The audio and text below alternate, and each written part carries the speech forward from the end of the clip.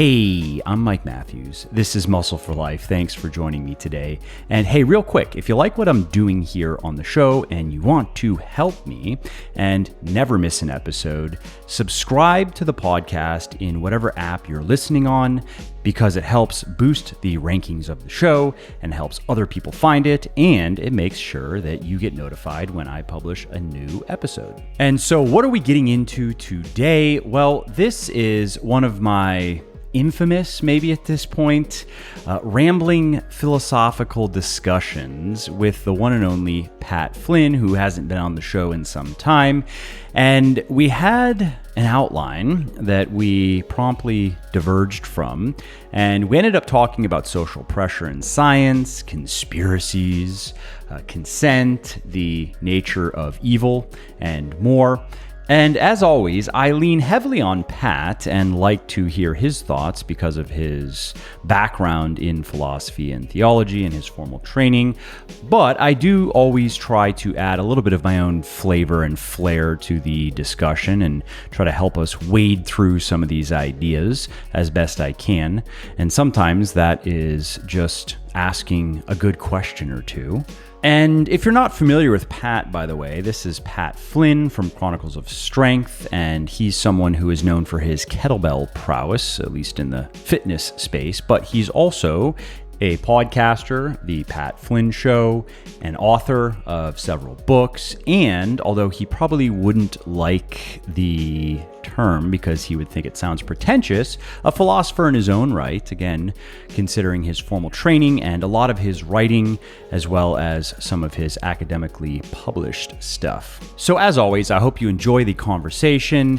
It is a complete digression from the stuff I normally talk about, which some people find refreshing and other people find off-putting. So if this is not your thing, don't worry. I'm not changing muscle for life into metaphysics for life. This is just some dabbling I like to engage in now and then.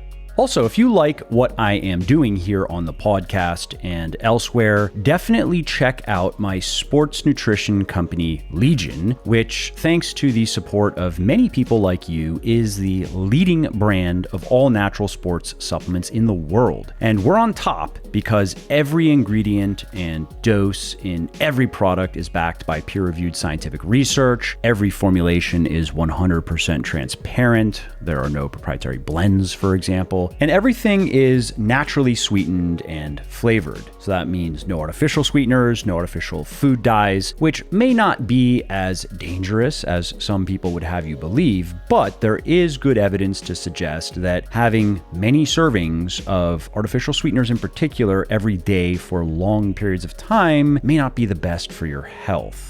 So while you don't need pills, powders, and potions to get into great shape, and frankly, most of them are virtually useless, there are natural ingredients that can help you lose fat, build muscle, and get healthy faster, and you will find the best of them in Legion's products. To check out everything we have to offer, including protein powders and bars, pre-workout and post-workout supplements, fat burners, multivitamins, joint support, and more, head over to buylegion.com/Mike. That's BUYLEGION.com/Mike. And just to show you how much I appreciate my podcast peeps, use the coupon code MFL at checkout and you will save 20% on your entire first order.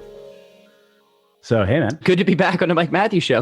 Cheers. Yes, sir. Yes, sir. We haven't done it in a bit. This is going to be fun, as it always is. Yeah, so we were just talking about, we have our little outline that we know we want to get into, but something topical is we were just talking about masking, and I'm moving, for anybody listening, they probably know I'm moving to Florida, to the middle of the state, a place called Ocala. So I'm moving from like the DC Beltway, where I'm surrounded by double maskers. And that's my joke, is like, I just don't want to see a double masker anymore. That's one of my primary reasons for leaving this area, right? And then on Instagram, I've said that, and some people have asked, like, well, what about single mask? Or like, what are you saying exactly, right? What are you insinuating, Mike Matthews? Like, all right, well, I don't think very highly of the double maskers, and the single maskers, there's a bit more nuance there. I'll accept that. Anyway, so you were mentioning that there's a new paper that came out on masks, and it's going to be interesting to see the tenor of the research going forward now that the guidelines are loosening. And it seems like, I mean, COVID is just,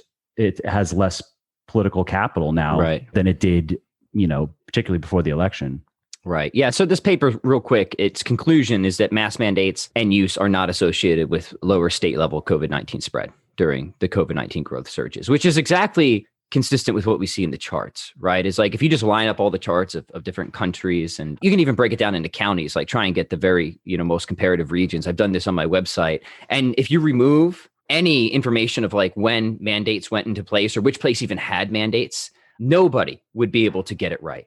To say like this one had a mandate and it went in here versus there. And, that's not insignificant, right? Because when we're doing scientific thinking and we have a hypothesis, right? And just kind of basic scientific reasoning, we always want to think, well, what should we expect on this hypothesis? What does this hypothesis predict? And we were told again and again how necessary and how useful and effective masks were. Yet again and again, what we expected did not seem to emerge in the data, or at least not as obviously as we expected, right? So there was definitely a warranted skepticism there, even if it wasn't an outright disproof. But if a hypothesis predicts X and you consistently see not X, it starts to count against the hypothesis, right? Especially in a cumulative way. And we kept kind of seeing not X, even in places where there's very high compliance, in places of... And that's, of course, where I was going to go, is because I know that is the first refutation. Objection is people aren't wearing it. Well, that's because not real masking. You know what I mean? Right. And that's just false, right? Because you have as high a compliance as you could reasonably expect in certain areas, in very strong areas where, you have certain... I was in LA a month ago, unfortunately, and I was basically the only person not wearing a mask outside. And I was out walking around. I saw a lot of people. There was the occasional person who dared show their face, but and inside of course, everybody, but even outside, just walking around by themselves, even masked up. Yeah. And, let me just say up front that like, I have nothing against, a mask mandate in principle. Like if this were shown to be effective and to some degree, right, and like it really made a significant difference, I would happily wear the thing, right? The problem... Insane. I've been saying that since the beginning. Right. Like it's obnoxious. Sure. Do I like it? No, I don't think anybody likes it. Well, actually, no, there are some people, we could talk about that, but most normal people who are mentally stable do not like wearing a mask. But if it was very effective, then sure. Right. Yeah. If it's very effective, like and I guess we'll get into this with political philosophy, but I'm not like a hardcore anarcho-capitalist, right? Like I actually think like the state does have a role to play in emergencies, and it needs to sometimes be able to organize things quickly, direct people quickly, make snap decisions. It doesn't have to prove every single premise to have that authority or power. But if it's going to, and this is more related to lockdowns and mask mandates, I don't want to switch gears too much, but if you're going to start, especially suppressing people's other very fundamental rights, which lockdowns certainly did, rights to provide for yourself, provide for your family, rights to congregation, religious worship whatsoever, right? If you're going to suppress or completely override very other fundamental rights, which are necessary to human flourishing, you have the burden of proof, right? Like the burden of proof is on those who impose burdens. That's a baseline moral principle. Measures require a very high level of proof too. So you need to show just speculation. Yeah. So you need to show that not only is this absolutely necessary, but it is highly effective. And that, of course, is just none of those burdens were ever met or even came close to being met. Now, it's a little different with masks because it's not as much of a burden. Correct. But over time, again, as the data started to come in and we weren't seeing what we would expect if this hypothesis were true. And I have a whole post of the papers that were published against mask efficacy. And one of them, unfortunately, was retracted. I don't think for any good reasons, but I think social and political pressures, which is another point we want to talk about. But I line up all the charts. I can send you the thing and you can see where certain health experts are making predictions, right, about what masks will do or what will happen when people remove the mask mandates. And they're consistently wrong. So the charts are helpful because it shows when the predictions were made by a lot of these policy experts. And then not only are the predictions not accurate, you almost see almost completely the opposite. Texas is a great example of this, right? We had prediction after prediction that when Texas had these large gatherings or removed the mask mandates. Yeah. What did Biden say that he said it was? He called it Neanderthal thinking. Neanderthal thinking, but the Neanderthals in Texas wound up doing far better than the, I believe in science crowd who kept the very stringent restrictions in other places. Now there are relevant differences in geography and population density to be accounted for. But again, even when you try to constrain those things to reasonable, as much as you can reasonably expect and trying to make these types of comparisons, what we see is not what we would expect if this hypothesis were true, right? And at some point, you can say that's a failure of the government officials, and those are the people who really, if we look at it from like a business, if a business tries to pursue various growth strategies that fail, ultimately it's the CEO's fault. Like that's his job, right? So it doesn't matter how great the hypothesis seemed in the beginning. The fact that it didn't work, it should be now just abandoned if we're talking about mask wearing. And if the weight of the evidence is, okay, this really just doesn't do much of anything, it should be abandoned and go looking for something else. And you could also say that then officials and public health experts, politicians, they should have done better. As the whiners like to say, like, do better. And go tell your do better, politicians. You're bad at this. And it's certainly not enough to say, well, just listen to the experts, because what often doesn't get aired are all the experts that disagree with this stuff, right? And there's tons. Like you have Jay Bhattacharya from Stanford, and you had this whole movement that was just absolutely drawn through the mud, the Great Barrington Declaration, if you remember that, right? And you had some of the top, most relevant experts in the world from Stanford, Harvard, you name it, infectious disease experts. I mean, like they have all the credentials you could get, and they were relentlessly attacked. One of the doctors, I forget her name right now, I think she's either from Oxford or Cambridge or somewhere like that.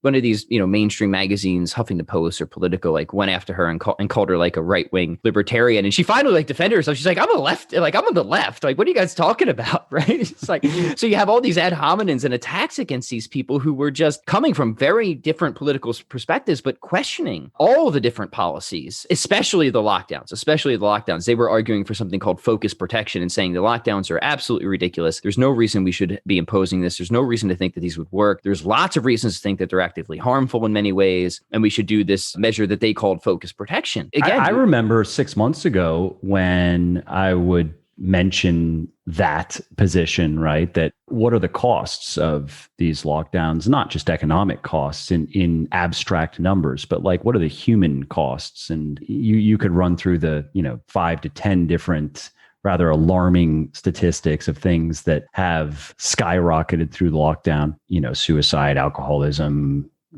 abuse of spouses, abuse of children, and then everything else that comes with not being able to work or have your business open and financial hardship and blah, blah, blah. And it was funny.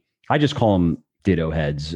There are people out there who are obsessively obedient. It's strange. And then they take it further and they view their obedience and their blind obedience as virtue rather than cowardice. There's some sort of wacky psychology at play there. Yeah. But those people, I remember they would attack me merely for bringing up that maybe we should also look at what these lockdowns are costing in terms of like harming people.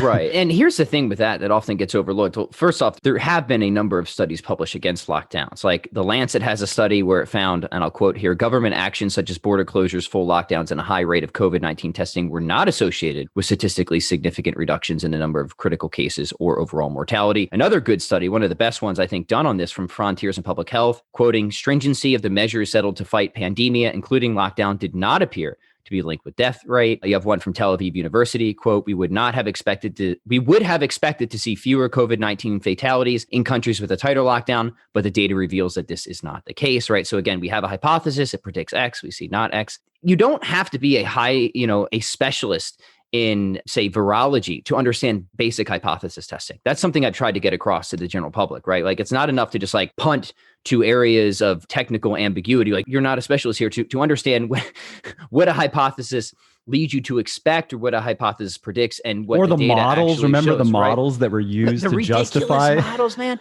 It's a farce. Like, anybody can do some Bayesian voodoo. Anybody can. What's the quote from Mark Twain, right? There's lies, damn lies, and statistics, right? There's a lot of truth to that, right? And there's a lot of, this brings us to another point that we're talking about kind of backstage.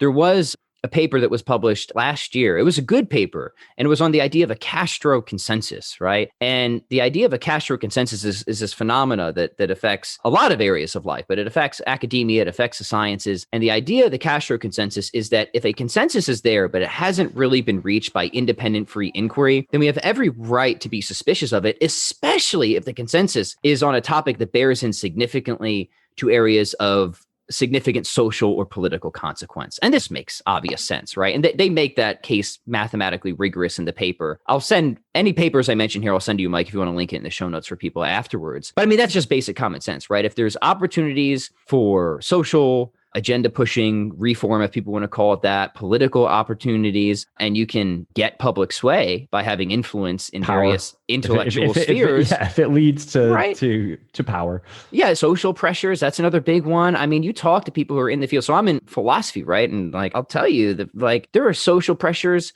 everywhere in philosophy. Like there are just certain subjects that people know, like, I better not publish on this because I'm never going to get tenure if I do, or I'll even lose my job, right? So there's just What's an example of that? Oh, well, I mean, gender ideology is a huge one, right? And you have example after example of people who have tried to publish on this. There was a one related with Villanova University not too many years ago where somebody who's actually kind of like pro that type of ideology published a paper.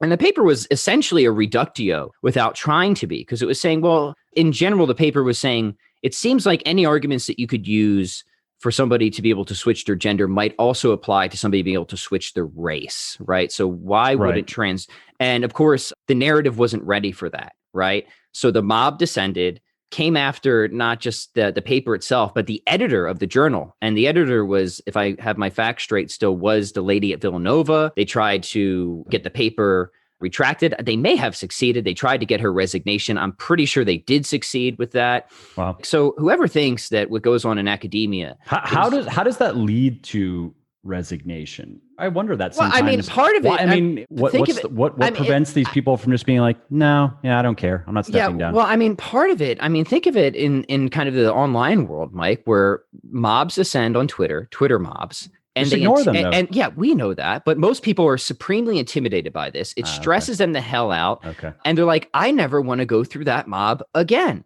Well, it's not that different, right? In academia, right? Like you have all these people coming in, accusing you of these horrible things of being a bigot or whatever else, slandering you more or less. You know, maybe they might actually get your resignation. Sometimes institutions stand up for you. I'm pretty sure Villanova actually put the foot down and stood up for this lady. This was a couple of years ago, so some of the details are foggy. But I think forced to fire you and then sue them. But then I think she ended up just resigning that position with the Journal. I think she's still at Villanova just because like she never wanted to deal with that again, right? She didn't want to deal with that. And that's how social pressures work, right? And it's very frightening. It's very scary because just certain viewpoints are just completely off the table in terms of being able to question them because of the social or career consequences that people will face. And like, I'm kind of an outlier because like I do my own thing like you do, right? Yeah. So like, I'm not trying to go for tenure, so I don't care what I talk about. But I mean, I'll tell you, like all my friends that are working professors trying to publish,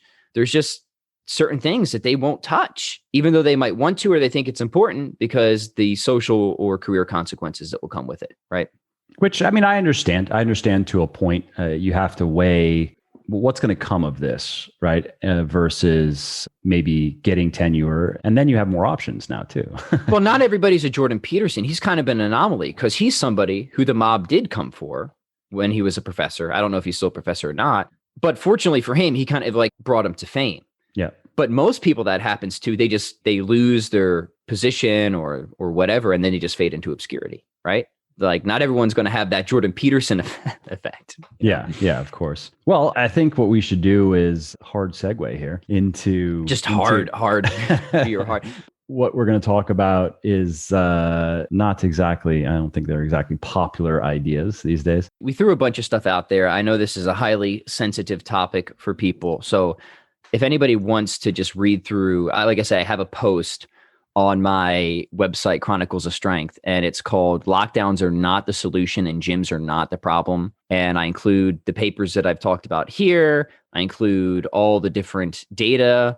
Some of it was assembled by medical statistician Matt Briggs to just help people see where the predictions were made and what the data actually is. And you'll see whether it aligns with the predictions or not. And then you can decide for yourself whether you think that it's a successful hypothesis, right? So we could link that for people, but then we'll just do the hard segue into the primary topic. I mean, it's just, it can be hard. I understand. I've thought about this. A lot of this stuff comes down to, I guess you could say, one's worldview, because it can be hard. So I could say, well, yeah, sure, you can find people who don't agree with the orthodoxy. But if they were right, why wouldn't that be the mainstream position? And usually these people, they think that science and the communities are free of politics, basically. And by politics now, I just mean jockeying for position and status and power. And they think that science and the scientific machine is a lot more objective than it really is, and that people don't have their own personal agendas generally, and they really are just following the data, and they're willing to quickly reject their hypotheses if they're proven false. And unfortunately, that's not how humans work. That's not how anything that involves humans works, and it probably will never be like that. That's right. That's right. We have that human tendency. Typically, when somebody comes up with a hypothesis, look, I do it all the time, right? In my own writings, like you get attached to it, right? You like it. You kind of want it to be true. It becomes your little pet, right? Yeah. Now, in terms of intellectual virtue, everybody should have a threshold, right? Some way of measuring how you would know if you're wrong. Right. And we've talked about this in previous episodes. Like you should have that for your entire worldview in general. Like, how would I know that I'm wrong? Like what type of data or arguments could convince me that I'm off base here? But certainly for things like this, you should, in good scientific mode of thinking, philosophical mode of thinking, before you scrutinize other people's positions, make sure that you have some measure, some threshold that you could say, yeah, if this gets crossed, I'd be willing to abandon this. I'd be willing to give this up, or at least seriously reconsider it. Right. Yep. And one other comment I'll add, and this has been at least useful to make a point, and in some cases, the point is taken by the other side, where somebody will say something like masks are absolutely effective, right? All the research shows they're effective. I've had people say that to me. The research? Yeah, I know. What that means is they Googled study mask and they found and you will find papers out there supporting masks. And I want to say that's where you got to weigh it out, right? Mm-hmm. I mean, I've seen some meta-analyses where you can't just read abstracts. If you're going to take the time, and if you're going to use that to underlie a hard position, then you have to at least read the paper and understand there's often a lot of terminology. But among all the jargon, usually, I mean, you can spend the time to actually understand the jargon, but there's also usually, in the case of research reviews and meta-analyses, they're usually written a little bit more colloquially, and there are things that lay people can understand fairly easily. And what you'll find often and this is not just masking, but in a lot of cases, I've seen a lot in exercise research and nutrition research where the abstract doesn't exactly match up with the data, where it's not as black and white, or the effect isn't as significant. Like the word, you might see, it had a significant effect, but then you go look at the effect size, for example, and you're like, well, that's not really significant, actually. Like it's statistically significant, but it doesn't mean anything. It's not going to do anything, right? But anyway, so when somebody says a position, right? And then, I've had this kind of discussion with people about climate change, right? Where somebody will say climate change, man-made climate change is absolutely a problem, right? Okay. So explain to me a few points that support your position. Okay, good. Now explain to me at least as many points. Let's say they give me 3 to 5 that are the strongest counter arguments to your position. Like steelman your opposition, not strongman, but give me the best counterpoints and why those are wrong. Right. That's where it ends every time. I've yet to have one. I've done it so many times with people. So I'm like, okay, so what we've just concluded is you don't know what you're talking about. Do you understand that? That you found a few things that I guess made sense to you. And again, this is where it really, I think, comes down to you found some stuff that appeals to something deep in your character now, and you latched onto that. And you like that, but you never even took the time to refute it or to look at what the other side is saying. And most of the time, when I've done that with people regarding COVID, again, controversial things, I mean, gender stuff, race stuff, whatever, they have nothing. And that's kind of the end of the conversation. Or they scramble and they come up with some cartoonish stuff. Those would be like, no, I didn't ask for 3 to 5 really dumb arguments that nobody makes. I want good ones that sound just as good, but I want to know why. And I want you to explain in detail why those are wrong and what you just said is right. Right. That's a really good, I think, not just conversational move, but I mean, everybody should be doing that. As in philosophy, we say arguments are our love language, right? Why? Because arguments, and it's specifically objections, are argument testers, right? We kind of build this bridge of reason with an argument. We string together a bunch of premises. We try to get a conclusion from it. And objections are what are come in and they try to test that bridge. They try and knock the bridge down to see if it's strong, right? Because we only want to try and cross a bridge that is strong, that actually is leading us to hopefully the truth. So, everybody should be seeking out what are the best objections to the position that I have, wherever anybody else is coming from. I think we could all at least agree that whatever the truth is, that's a good thing. And we should want that. Now, that's an easy thing to say, but that's not an easy thing to live by, right? Because most of the time people don't actually set the truth as their primary target, right? They set conforming. Yeah, that's the primary target. or whatever my pre-existing beliefs were, or what the way my emotions are leaning. So, I just want to acknowledge that's difficult for all of us, right? That's difficult for all of us. And the best thing I can say is just like, you have to make the most deliberate effort to say, it's got to be the truth of the matter that I'm after, right? If I see an argument that seems decent, then I at least have to spend as much time trying to ferret out the best objections to this position. Or not, but right. Just acknowledge that this is some stuff that I did take the time to inform myself about. And here's what makes sense to me and I like, but I may be wrong. Right. But I haven't taken the time to really look at the other side, and it doesn't mean enough to me to take the time to do that. But I like this, and this does make sense to me for what it's worth. Right. And it's okay to be tentative on positions. Be like, I kind of think this right now, but I'll admit I haven't looked too deeply, like climate change. Like for me, I don't have much of an opinion on that because I just haven't really studied it. I haven't looked into it, right? Whereas other areas like that I have specialized in, like metaphysics, is like, I can tell you what my positions are, and I can tell you the very best objections, and I can guarantee you I can state those objections better than most people who would hold the opposite positions of me, right? Because I've read it, I've studied it, I've tried to get my stuff right, and I've formally responded to a lot of this stuff, like in print. So I feel pretty confident in those positions because I've spent so much time working through the often very difficult and clever objections, right? And then there's other positions I have that, I've kind of taken like a somewhat superficial study and kind of looked at a host of objections, but I'm not like super confident. Like I'm not going to go to the mat on that, right? Yeah. Like I might issue like opinion, like I think this is probably true, but it could be wrong, something like that. And that's okay, right? Like which is totally okay, right? We only have so much time. Right? You can't figure out every answer to every issue in life, right? I think that there's some issues that are important enough that you should try and like grind all the way down, right? And come to intellectual satisfaction on. But there's just going to be many things where you're just not going to be able to do that. So that's okay. And heuristics and razors can help with those types of situations, at least. Take like we were talking about when you have social and political power involved, right? I think never ascribe to something to malevolence when incompetence will do. I think it's actually the other way around when we're talking about like, that's honestly where I start. Like the worst, I do not give when we're talking about, and also money, but that's tied up into it, right? Financial matters, political matters, social matters. I see it the other way around. That's where I start from. Like I'm going to assume malevolence here. And if incompetence ends up explaining things, fine. But if you are somebody who is conscientious about learning and observing life, you also just naturally kind of come to some of those conclusions that it doesn't mean that that's it. That's all I need to know. I don't even have to look into it further, but you automatically can often be a little bit more right out of the gate, Right. Another thing is that if there can be certain authorities, certain experts that gain your confidence, right? You can say, okay, I've vetted this. He or she has been right about this. He or she has been right about the other thing. Like I trust that this person is a generally competent and consistent thinker, that if they're declaring a strong opinion, that is evidential weight for me. Like it might not absolve me completely of investigating it myself, but that can be something of a legitimate shortcut or heuristic as well, right?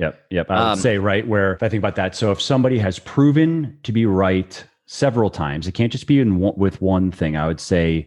And this is also something that relevantly related categories, I would add that qualification too. Right. I think about this in terms of advice when I'm looking for advice, whether it's in business or anything, really. If somebody has done something I want to do, if they've done it once successfully, that's a good sign. I'm open to advice. I mean, I'm generally open to advice from anyone, actually. I'll weigh people's ideas on their own merits. But if I'm going to seek out advice, ideally, I'm seeking out somebody who has done what I want to do. And this could be business related or literally anything, has done what I want to do, ideally at least 2 or 3 times. And so they're like a repeat offender, and they can explain the cause and effect relationships that produced the results that they got, and that they think that way. Right. Yeah. So, I mean, there's a point here. And the point is that authority and testimony, it's not, sometimes like appeals to authority. Some people think that that's just an obvious fallacy. It's not always, right? It depends on the context, right? Like authority can be a legitimate evidential weight. However, if the authority is under question in the argument, then just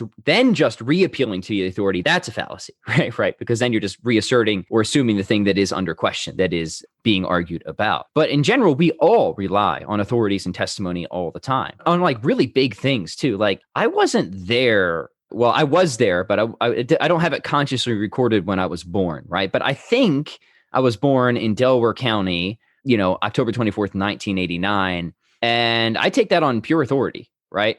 On pure testimony. But it seems like I'm justified in that belief because the people who told me that. How many things do we really know? Have we seen the SARS-CoV-2 virus with our own eyes? No. Do I really know concretely that the virus even exists? No, but I'm willing to accept authority on that one. Right. So authority, because the people who told me that about my birthday, they've been consistently right and trustworthy on other relevant matters that I'm like, yeah, okay, mom, dad, yeah, I'm going to trust you, right? That I was born at this place at that date, whatever. And I feel very confident in that belief. So the point is that authority and testimony, like it factors into our epistemology all the time. It has to. There's no way to escape that, right? I mean, none of us, we can't like pull the full like Cartesian project, go back to the cogito, and then just like try and work everything out systematically from like a blank starting point. It's just never going to work, right? Even the idea of doing that is itself a tradition that's been handed on to us from Descartes, right? So I don't know how that connects with everything else that we've just said, but I guess it connects in the sense that in some sense we've been questioning certain authorities, but then hopefully we're balancing that out by saying that doesn't mean that all authorities or all testimony is questionable, because that's obviously not the case, right? And I think we should just keep going with this because I have a few more questions for you I'd like to hear your thoughts on. Sure. Just because choosing authorities and recognizing credible authorities is such an important skill. It's in some ways, you could probably even call it a meta skill for living well, in the same sense that critical thinking, that communicating, being able to communicate well, whether it's the spoken or the written word, just makes life easier. And not being able to vet information and latching onto the wrong authorities makes life so much harder. I mean, if we're talking politics and just culture, that goes both ways. I mean, I've tried to tell my mom so many times to stop watching random internet assholes. I don't care if they say they're a doctor and they say that there is no virus and it's actually the 5G. Like that's literally what that David Icke guy was saying, I don't know, 6 to 8 months ago, that there is no virus and it's 5G that's making everybody sick. And I haven't heard that one. Yeah, that's out there. And there are a lot of people who believe, I don't know if my mom believed that, but I don't think she knew about Q, but if she did, she would have loved it. She would have eaten that shit up, right? So that to me is just as dumb as just staring at CNN and being like, okay, CNN says that now I need to wear 5 masks, putting on the 5th mask now. Right. It's, this type of behavior. But there's a psychology there. Like I'm not that familiar with Q. What I've seen, it was almost certainly there's good circumstantial evidence that the FBI, likely the CIA, was involved. It was a very smart. If I had to put money, I don't know how much money I'd be willing to bet, a bit, but it'd have to be an amount I don't care to lose because I haven't looked into it that much. But from what I've seen, what made sense to me, and it also just given the narrative and the timeline of how it played out, is that it was a very smart psyop to convince a bunch of right-wing people to do nothing, actually. Just sit back. This is all part of the plan. Don't worry. I mean, there are still my mother-in-law, another Q boomer, who she was absolutely certain that Trump was going to remain in the White House regardless of the outcome of the election, like in terms of tallying all the votes, and that the military was going to step in. Again, just all Q stuff. And she still actually, just a week or two ago, it got brought up because we had a little bet, right? And I was like, no, it's not going to happen. Trump's done. He's gone. Watch. And I think we had like a 2 week, and then she accepted it. And now she's back at it. Actually, Trump he's running things behind the scenes. Right. And I'm just like, well, doesn't that sound familiar, understand. Right? It's this hypothesis testing again, right? Like the hypothesis made predictions. those predictions failed, right? That's where I ditched Q. Right. It was kind of interesting in the beginning. There may have been an insider, and then where I ditched it is when I saw like, oh, wait a minute, this Q person, people, whatever, they predicted this, didn't happen, predicted this, didn't happen, like 5 times. And I was like, next, I don't care now. Like, why would I listen to any of this? This is where, again, before people commit to something, it's so important to try and establish some threshold to be like, how would I know that I'm wrong? Right? Because then you could just fall into this cultish mentality, right? Where it just becomes an utterly unfalsifiable belief where the goalposts and the standards can constantly be shifted around. And then you're just kind of, led around haphazardly. But the other point I wanted to make is that, there is, to me, something of an interesting psychology there, because I imagine a lot of people kind of look out into the world and they feel a little jaded and they're like, yeah, a lot of this stuff just seems really fishy and weird. But then the problem is they just like, there's a right intuition there. Like there is a lot of stuff that's fishy and weird out there, but then they like jump to something that is in many ways equally dubious, right? Rather than trying to just roll up their sleeves and figure out what the case actually is. So even though I, again, never really looked into it. So this is one of those positions where I want to say anything I say is very tentative on this because I don't know that the whole Q phenomena well. It seems to me that even though it just seems like a failed, whatever it is, hypothesis, right? There's an understandability there of why people would be attracted to it. It succeeded, but that's my cynical take for the nefarious reason. What it actually was. I see that. Yeah, sure. Yeah. And again, the FBI CIA connection, certainly FBI, that was reported, that was mainstream-ish. I mean, you didn't have to go far to find, I forget which outlet reported on it, but there was a rather long piece that was good journalism. And anyway, but go ahead. Yeah, I just don't have much more to comment on it because I just don't know it. Yeah, at all. But to the idea that certain branches of government can do very nefarious things, I mean, where do you want to start? right. Like that's certainly true, right? Does that mean that that's always the case, or we should immediately jump to that conclusion? Conspiracy theories, Pat? Right? Is that what you're talking? I can't take anybody seriously who uses that term unironically. Well, I mean, like conspiracies happen all the time in a general sense. Like people conspire to murder, people conspire to rob a bank, right? I would say that conspiracy is the dominant theme of history, especially if we're talking about, again, power. Rich and powerful people since the beginning of time have been conspiring, working behind the scenes, doing things that they shouldn't be doing or that people wouldn't really like to get more powerful and to do away with their enemies. And often, if we're talking politics, to control their populaces so they can maintain power. I mean, that's such a... You see it at the high school lunch table, right? But I've commented on this before. I mean, people who denounce conspiracy theories, they don't actually believe that there are no conspiracies. They like the conspiracies that they like and they believe in. These are usually more left-leaning people, right? So they love their Trump conspiracies and right-wing conspiracies and Koch brother conspiracy. They love all those conspiracies. Yeah. They just don't like any conspiracies that run afoul of their political or cultural ideas. They don't, Soros? No, that's just a conspiracy theory. He's just a good guy. What are you talking about? But Koch? Oh yeah, let me break it all down for you here. Let me pull out my chart. Look at it. It's like, how do you not realize that this is a really dumb way to live? Yeah. The whole idea of, especially the more like extravagant, like there's a degree, right, where I'll be like, okay, that does seem implausible. And certainly those types of conspiracy theories are by no means, the right has nothing of anything close to a monopoly on that, right? Like I see so many of those on the left. You see them on the right too, don't get me wrong, sure, right? Yeah. But it's not something that is exclusive to people who lean right. I mean, where do you want to start, right? And that's the thing, right? Like, so granted, like people conspire all the time. This is a basic historical fact. For me, like, again, there's a threshold where plausibility just becomes, it just isn't plausible anymore, right? Where like you would need, I don't even have an example off the top of my head, but like you would need multiple levels. Hollow Earth. This isn't actually, right. Multiple levels of incredible coordination. There is a conspiracy element because I think the Hollow Earth is that it's not just that the Earth is hollow; it's that there are aliens or other people living in the center of the Earth. I saw the latest Godzilla movie. I'm hip to this. Yeah, like Godzilla's down there, and I think that's where Hitler went as well. And he's still alive. He found the Fountain of Youth on the way. But no, I think that's like there's an alien civilization down there, and the conspiracy element is that governments around the world, they know about this and are hiding it, right? Mm-hmm. And then you go, okay, that's interesting. What's the evidence for it? And then you go, that's not very good evidence. And what are the counter arguments? And you just start thinking, you're like, well, I could think of like 10 right away. Right. Same thing with flat earth.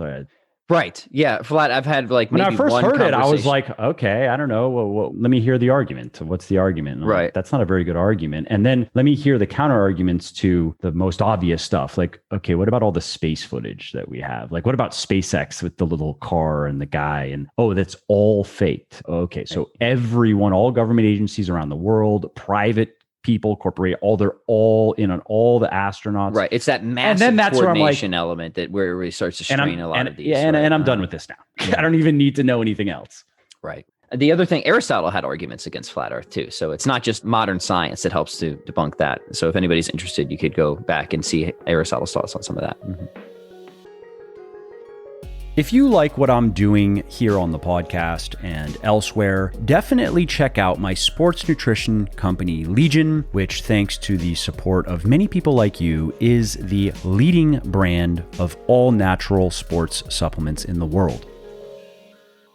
What are your thoughts on being, I guess the term might be metacognition, of being aware of how you think? And again, I come back to this idea that I've thought about, and this is not me being a snoot and thinking that I'm so much better. Like, I've actually thought about it for myself and try to, because we all, like you said, we all have these tendencies, and I try to root them out, or at least be aware of them, and pull myself back from ledges if I'm going too fast. And so what are your thoughts on being aware of...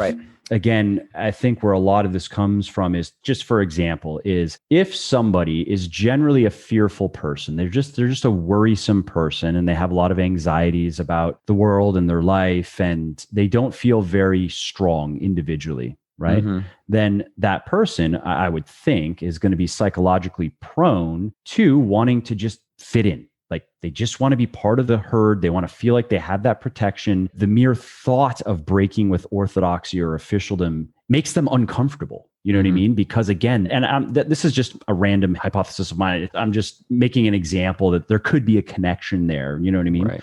Where you do, for example, do seem to have certain types of people who tend to be more independent thinkers. And then you have the wacky independent. I understand that. And then you do have types of people who are more herd type mentality. Just they just want to fit in. And then that you take that to the extreme. And again, that's just like the quadruple maskers. Right. Yeah. I have a lot to say on this. I'll try and keep it somewhat brief, or we'll see where the conversation goes.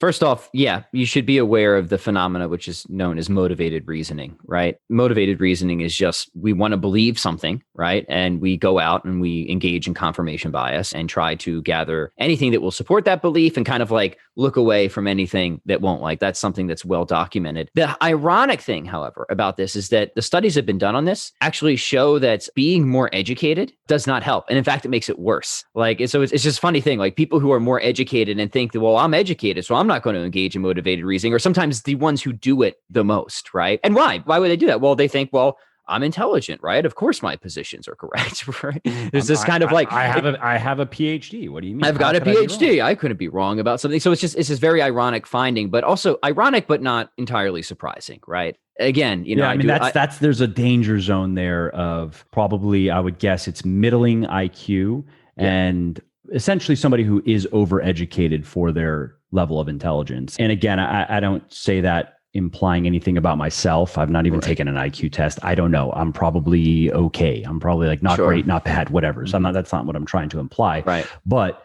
it's certainly, I've seen that what you're talking about. I didn't know that there's research on it, but I've seen that where I almost expect it from people who are really not that bright. They think they're geniuses, or they think they are smarter than they are, and they have a lot of formal education. Like, I already know what I'm getting into. You know what I mean? So that's what we find, right? Is that education doesn't necessarily help to reduce motivated reasoning, and in many instances, it can increase it. So, there's different cognitive mechanisms that people engage in, confirmation bias, like selective memory usage, stuff like that like helps to fuel motivated reasoning. So I think it's important to understand that motivated reasoning is a thing, and that people who are aware of motivated reasoning still engage motivated reasoning, right? So you have to be like aware of that higher level issue, right? And then you have to do your best, because here's the other interesting thing is, like, the people who do research on this don't conclude they're actually kind of optimistic. They don't conclude, well, that's it, we're all just kind of doomed to this. They actually conclude, no, like, you can do things. You can really do things to hedge against this, and you can really find the truth, but you just have to realize that this is a factor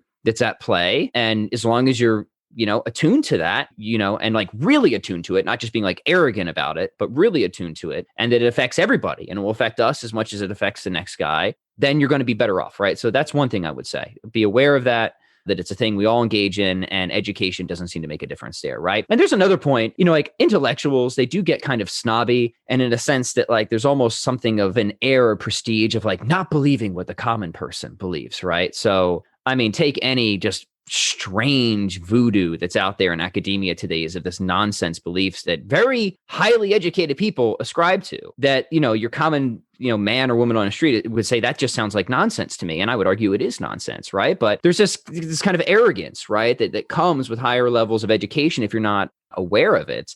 And in fact, Jonathan Haidt, he's an interesting kind of psychologist, and he's done some research into stuff like this. Like what he's found, especially on like moral beliefs, right, is that if you like ask somebody, I might get some of the details wrong, but this is generally it, right? This is going to be a weird example, but go with me, right? If you ask somebody who like has not been college educated, like, do you think it's wrong to have sex with a chicken? Like most people are like, yeah, that's messed up, right? You shouldn't do that. But if you ask like people who are more like liberally educated, they'd be more likely to say, it depends. As long as you're not hurt, but yeah, it depends, right? And like, no, it's the person who's less educated who's right there, friends. Like it is wrong to have sex with a chicken. We could go in all the reasons why. So that's where like a little education can be dangerous, right? The wrong education, the wrong types of education be dangerous. So that's just another interesting phenomenon. The other thing in terms of thinking is like people just aren't trained in logic anymore, right? One of my first philosophy professors, she had a PhD. She had to have me kind of formalize different arguments because she didn't know how to do it. She didn't know how to analyze propositions. And most people don't because they're not taught that, right? They're not taught the canons of logic.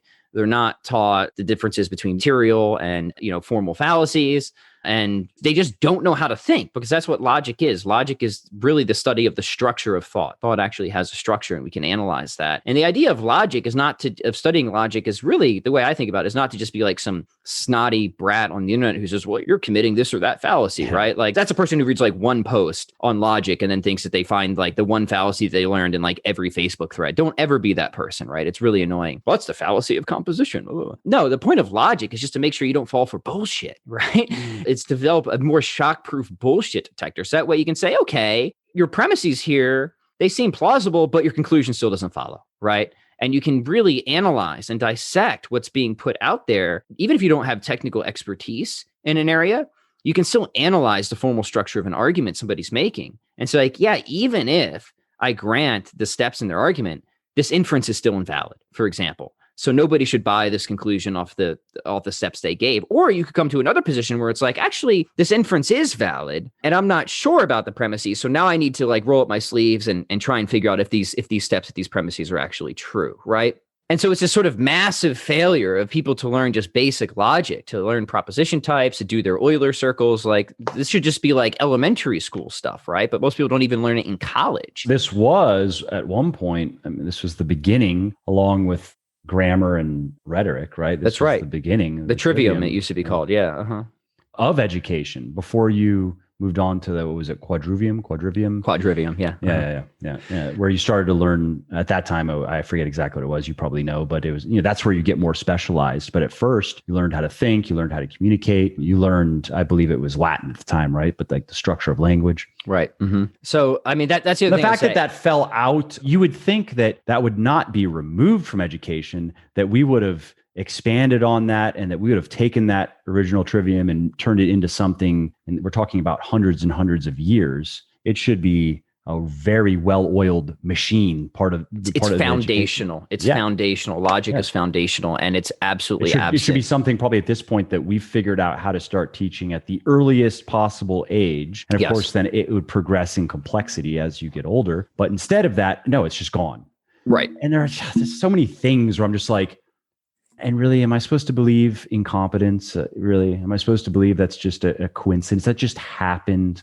And like, look, the problem I'm too black-pilled, I'm too cynical. Look, you have people who are highly specialized and competent experts and have done good work in their area of expertise, but then they just make very basic logical mistakes often when they venture out of that area of expertise. I don't know if we want to just throw like any, people who are notorious for this would be like your kind of science popularizers, right? Who like have maybe some even impressive level of expertise in one particular area, but then they venture out into all different areas. Right. I mean, like Neil deGrasse Tyson is a prime example of this, right? Of somebody who obviously, has this formal education, but when he ventures into areas that I actually know something about, particularly like philosophy and stuff like that, I mean, he's worse than most any college freshman out there, right? I mean, he's no more a relevant expert in these areas, despite his assumptions to the contrary. But because of our sort of inclination towards like credentialism, well, this guy's an astrophysicist, right? He must know what he's talking about. No, necessarily, right? Like just because you have relevant expertise in one area does not mean that you're going to be at all competent when commenting in another area. Now, it doesn't mean you're incompetent either, right? I want to be fair. Like he could have studied and he could have learned. So I don't want to say just because you don't have a PhD in something doesn't mean you can't speak on it. That's absolutely not true. I'm just saying just because somebody does have a PhD in one thing doesn't mean they're going to be competent to comment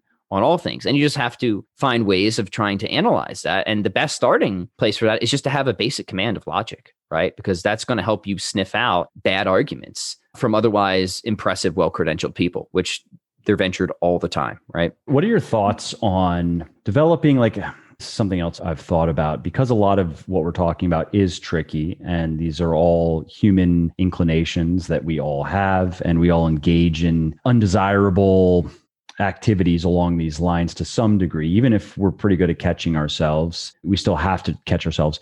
And practically speaking, I feel like something that everyone can do to improve everything that we're talking about is to improve themselves as individuals. You could probably express that in different ways. You could go back to the virtues and take this example where if you have somebody who is generally fearful, kind of just generally cowardly, right? Well, there are so many different ramifications now from that lack of virtue. But if that person were to develop courage, then naturally there are certain ideas now that just wouldn't appeal to them, or maybe they wouldn't be so deferential to authority. Maybe they would be a little bit more willing to think for themselves. And even if that meant that they are not in agreement with a lot of the people they're around, you know what I mean? But they could learn to live with these things.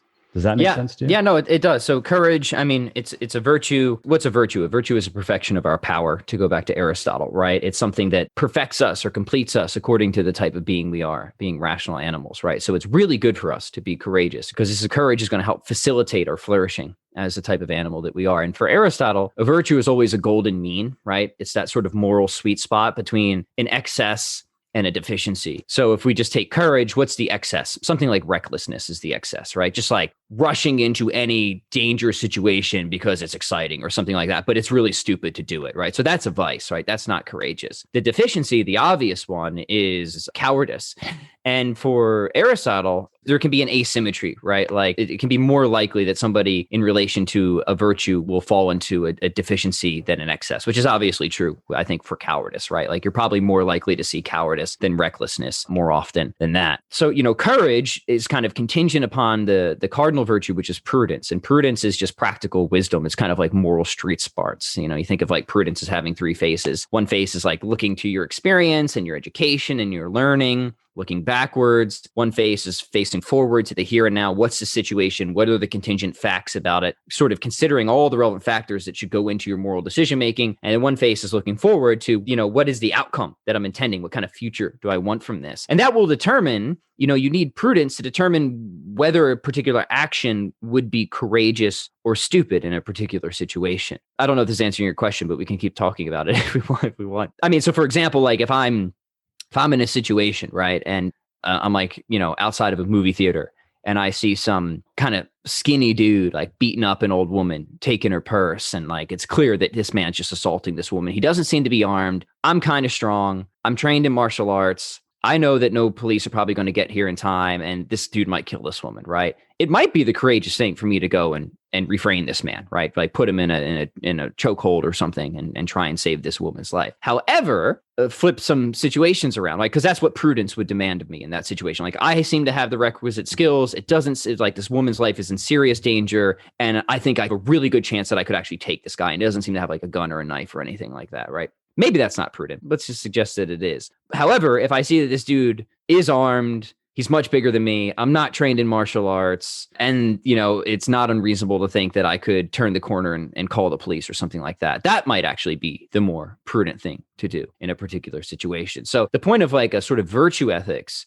which I'm very attracted to, is that there's both an objectivity and a relativism to it. Like there is an objective fact of the matter of like what the right or wrong thing to do is, but it's contingent upon the circumstances you find yourself in and kind of your current development at the time as well. So, for Aristotle, like the good life is just a life in pursuit of perfection, of virtues, right? And the kind of core ones, cardinal virtues, we call them the hinge virtues, are prudence, justice, temperance, and fortitude. So prudence, as we said, that's that chariot virtue. It's kind of developing the moral street smarts. Justice is giving others their due, and that can be kind of horizontally, but also vertically. So a lot of traditional thinkers think religion is a matter of justice, for example. They don't think religion is like just some personal thing you should feel good about. They think that religion is a matter of giving God his due, right? Is a sort of vertical obligation and the relation of justice we have to God. But also we have commutative and distributive justice. So there's things that I owe other people. I owe my children education. I owe them moral development. If I'm a deadbeat dad, I'm failing morally. I'm a vicious person, right?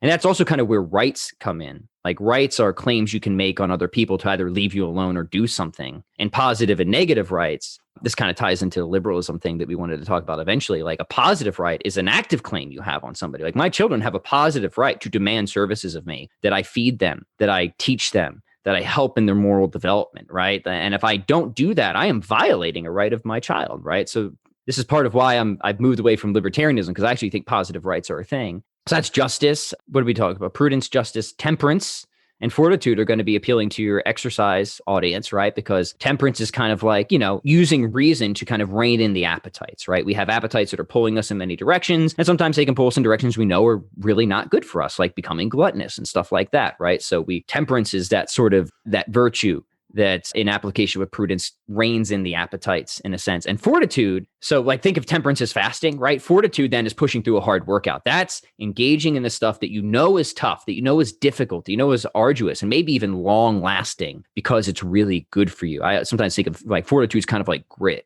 Right. And so that's the kind of the suite of the virtues. And you have kind of sub virtues under all of those. And how does this connect to what we were saying? Well, very traditionally, right, especially even at the founding of our country, part of what education was about was not to make factory workers, but to make a virtuous population, right? Because our founders knew very well that if we were going to have success with this sort of experiment of self-governance, we needed a virtuous population. That freedom, and this is all over the Federalist Papers, right? Freedom is contingent upon a virtuous population. If you have vicious people, you will get tyranny sooner or later. And that's nothing new. That goes all the way back to Plato. Yeah, Plato was really big about that, right? So that's how democracy turns into chaos. Right. Well, for Plato, democracy is a bad thing, right? Democracy is kind of like, he's got, kind of your philosopher king set up, right? And aristocracy and timocracy and oligarchy. And then for him, democracy is like right next door to tyranny, right? Because it's in democracy what is an anarchy follows, I think, in his model.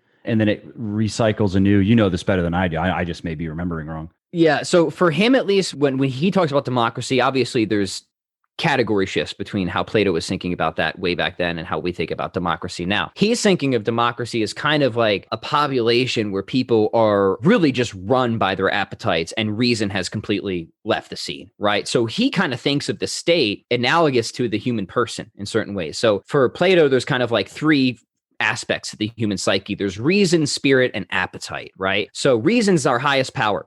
And this should be kind of governing our appetites, right? To direct us towards what is really good for us. So we're not just pulled around by carnal pleasures and being sick hedonists all the time, right? And spirit is kind of like that middle influencer. There's no like great word for it in English, but it's kind of like a righteous anger that you might feel to get something done, even though it's tough because reason demands it's right. It kind of gives you that impetus or push to get you to do something that's right that you know by reason, but it needs some kind of like vigorous fuel, right? That's spirit, like a catalyst or something. Yeah, so that's kind of like maybe the best. That might not be the best translation, but that's the well as I can describe it for our purposes, right? So he's got reason, spirit, and appetite, and these can become disordered in a person. I think Plato is right about this. Like sometimes spirit can overtake reason, and people can be too caught up with like wanting honor and battle and stuff like that for the sake of it. But then worse for Plato is when appetites rule, and I mean, this would be like things like pornography addiction, limbic capitalism, right? Where people are just, it's just all about just this sort of consumerism, consumer gluttony. Don't think just reasons checked out, right? And he thinks that there's an analogs there of how a person can become disordered, right? So because reason should be ruling, right? Reason should be guiding, organizing. That's how you're going to flourish as a human person, when reason kind of directs the appetites and spirit provides the appropriate fuel to get the hard stuff done, right? That for Plato is how a person should be ordered to live a good life. Well, if you have a bunch of people that are disordered and like severely disordered, where reason's completely checked out and appetites are running amok, that's going to spill over, and like society is going to look like that at some point. For Plato, society is comprised of people, so yeah. I mean, right. This is getting it's not implausible at all, right? I'm very attracted to this, and I think we're seeing this play out, right? I mean, I've tried to explain this to people, and again, this is something that I don't feel, because this is not an area that I've read too much about. Maybe I know more than the average person, but there are some commonsensical things that I just don't know what the good counter argument would be where I would go, yeah, actually, that's a good point. And this is one of those things where I'd be like, okay, so if we want to have a high functioning society and we want it to operate in very logical and positive ways to the benefit of the many, I mean, we're never going to be able to do everything for everyone, but that's fine. It's never going to be perfect, right? Yeah, but if minimally we can serve the interests of the people who are net positives in society, who give more than they take, for example, I think we're doing fairly well if we start there. And then you have the criminal types, both the criminally minded and the actual criminals. Like those are the people who are less important. Serving their interests is just less important. But how are we supposed to get there if we have a bunch of dysfunctional people? Like, I can't figure this out, right? And if those dysfunctional people come into like democracy, okay, so does it make sense, just logically, fundamentally, that the man and the woman who they have a family of, they have multiple kids and their kids are doing well. I mean, kids are different, but they're working hard, raising a good family, and they have a family business together, and they employ 50 people, and they produce good products and services. And maybe those products and services even directly impact other people's lives in very positive ways. Like maybe it's not just trinkets for people to buy. And how does that make sense that their vote counts just as much as the deadbeat crackhead dad? Or let's just take one of their vote. Like, how does it make sense that the man's or the woman's vote counts just as much as the deadbeat crackhead dad who has 9 different kids with 9 different women, who has never worked a day in his life, and who has done nothing but take from the government, or even just take a criminal, right? Because people don't believe the right to vote. But I'm just painting the extreme because it just makes the point of. You can have some of that and still make it work. But what happens, again, when you have too many dysfunctional people who have a say? These people, they can't even make the right decisions in their own lives when it's their oxes that can be gored, when everything of theirs is at stake, and they still can't figure out how to make a rational, well-ordered life. Right. How are these people supposed to collectively make a rational, well-ordered society? And I've heard people say, for example, well, they try to use the wisdom of the masses as if it's so simple, as if we're like, oh, we're guessing the number of gumballs, right? Again, that just quickly gets dismissed. I'm like, that's so dumb. I could respond to it, but it almost is not worth a response. It's just such a stupid counterpoint. You know what I mean? But yeah, well, I have probably more questions than answers on this because that's a deep practical problem, but I'll say a few things. One is, about the right to vote, right? And in traditional ethics, and I think this is right, is rights are very often counterbalanced by duties, right? So my kids Starship Troopers. Yeah, you ever read that book? My kids, no, I haven't. But in that book, to vote, if I remember correctly, you had to serve in the military. If I remember. Okay, so that's an example, right? Where yes, there's a right, but there's also a duty to serve society, right? To balance that out, or to fulfill, right, that obligation that you have, right? Because just as this is important, right, and just as some people have certain rights claims on you, again, in traditional ethics, society has rights claims on you, right? So it's not just what do I get from society, but what do I owe to society as well? And if I'm not fulfilling my obligations, then there's a legitimate basis that the certain things that are owed to me could be limited or curtailed or maybe even cut off altogether. Now, we believe this all the time, right? We believe if somebody commits a certain crime or a certain degree and they're put in jail, again, for a very long time, we thought that they've lost their right to vote, right? So we don't think that the right to vote is just some absolute universal thing. The question, which I don't The have reason being, of course, if they're the type of person who's willing to commit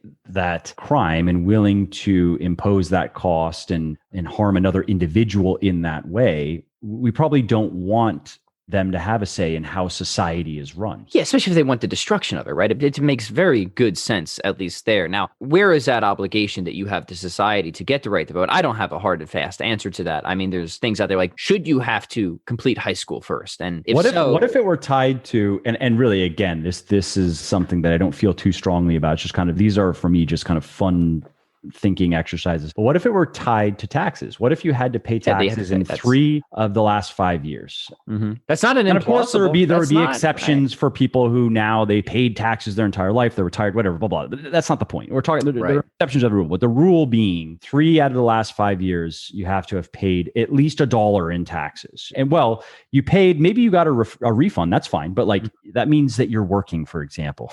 It really is what it means, right? And hopefully that means that, again, that you are giving more than you're taking. At least there's a chance now, because somebody who is not working, who just takes, well, yeah. Well, I mean, this goes to the health of a society in general. And one thing that's obvious, I think you're getting at this, Mike, and just kind of what you're thinking about is like, how do we reduce perverse incentives? And that's certainly, like, economics is a study of incentives, but certainly public policy has much to do with incentives as well, right? So there's many incentives that are perverse that can come from bad policy. I mean, we're seeing that appeal to the appetites primarily. Right, that appeal to the appetites, but there's other, so I mean, like, how do we get a healthy society? I mean, it's a great question, right? Some traditional answers are what we've already talked about, like whatever else education involves, it has to have training in the virtues, right? Other people would argue that it has to go further than that. It has to have an element of religion in there. Now, that's going to be highly contentious to people today, but it was in the minds of our founding fathers, right? If you read how they thought about education and a virtuous citizenry, they saw it as being something that is concomitant with at least a broad theism or Christianity, right? And I would encourage people to go back and read the significant thinkers at the founding of our country and see how they thought about things. You might, if nothing else, you'd be surprised at how different it is than today in many respects. Teaching in the basic virtues, teaching in the basic skills of thinking. These are all going to help. And then curtailing these perverse incentives that would cause people to check out their reason and be run by appetites. Mike, we've talked about this before, like pornography to me is an easy one. Like, get that the hell out of here, right? Just ban it. To me, let's follow Israel's lead on that one. This is, to me, is a clear example of something that is an exceedingly pernicious industry. It ruins people psychologically. It ruins relationships. It ruins families. It promotes sex slavery and sex. Like, there is every reason to ban this hellish thing from the face of the earth entirely, right? Like, that's just an easy one for me. And but it's liberating. Now, shut up. It's not liberating, right? It's actually slavery. Take that a little bit further. Then maybe should child porn be allowed? Then, hey, I mean, if just regular old porn is okay, then why is child porn not okay? Oh, well, children are different. They don't consent. Or, yeah, trust me, if we want to play games. Well, consent isn't a magic moral wand. I want to talk about that. We can find some ways around that one. That's not a very strong reason. No, but also ban child porn, but allow.